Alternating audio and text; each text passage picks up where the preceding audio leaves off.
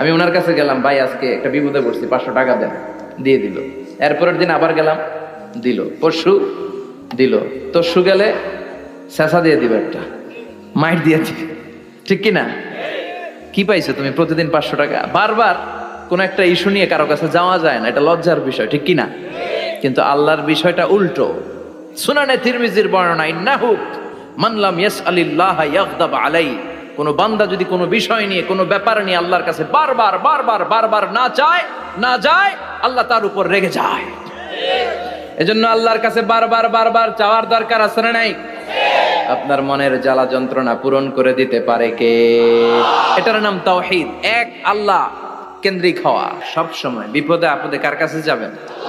আপনার বিপদ দূর করতে পারে কে? আপনারে অসুস্থ থেকে সুস্থ বানিয়ে দিতে পারে কে? মনের জ্বালা যন্ত্রণা মিটাতে পারে কে? আল্লাহ ছাড়া কেউ পারবে? কোন মুফাসসিরে কোরআন আপনারে বাঁচাতে পারবে? কোন আল্লাহর ওলি বাঁচাতে পারবে? এমনকি আল্লাহর কোন পয়গম্বর, কোন নবী আপনার কিচ্ছু করতে পারে? লিতাকুনু শুহাদা আলান নাস, তোমাদেরকে হতে হবে উম্মাতান ওয়াসাতান, মধ্যমপন্থী উম্মাত, মাঝামাঝি থাকতে হবে।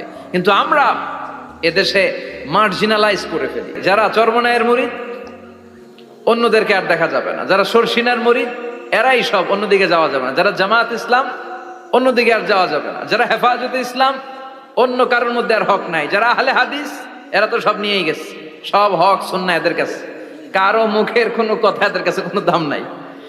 আপনি যত হকের কথা বলেন, এদের দলেই নাকি ঢুকতে হবে। আমরা যেন মাঝামাঝি হয়ে, আপনি তাবলিগ করতে পারেন, করেন, খুব ভালো। তাবলিগের ভাইদের একটা ভালো গুণ হচ্ছে নিজের খেয়ে নিজের পরে ইসলামের দাওয়াত দেয়, ঠিক কিনা? নিজের টাকা ভেঙে দাওয়াত দিচ্ছে, তো তাদের কারণে অনেকে কালিমা শিখছে, অনেকে নামাজ শিখছে, তাদেরও কন্ট্রিবিউশন আছে না নাই? তো যারা তাবলিগ করেন, আপনি মনে করবেন না যে সব হক, সব সত্য, শুধু আপনি হকের ডিলার, এটা মনে করবেন না। সব সত্য হক, এটা আপনার বাবার দাদার সম্পত্তি, এটা মনে করবেন না। সব দলের মধ্যে হক থাকতে পারে, বরং সব দলের ভালো ভালো জিনিসগুলো নিয়ে নিজেকে সাজানো দরকার। কথা বলেন?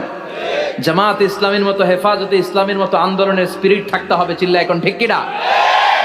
আমার সুন্নি ভাইদের মতো নবীর প্রেম অন্তরে থাকতে হবে, চিল্লা এখন ঠিক কিনা?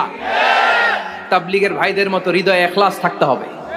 এই সবগুলোর সমন্বয় হচ্ছে ইসলাম, সবগুলোর সমন্বয় ইসলাম।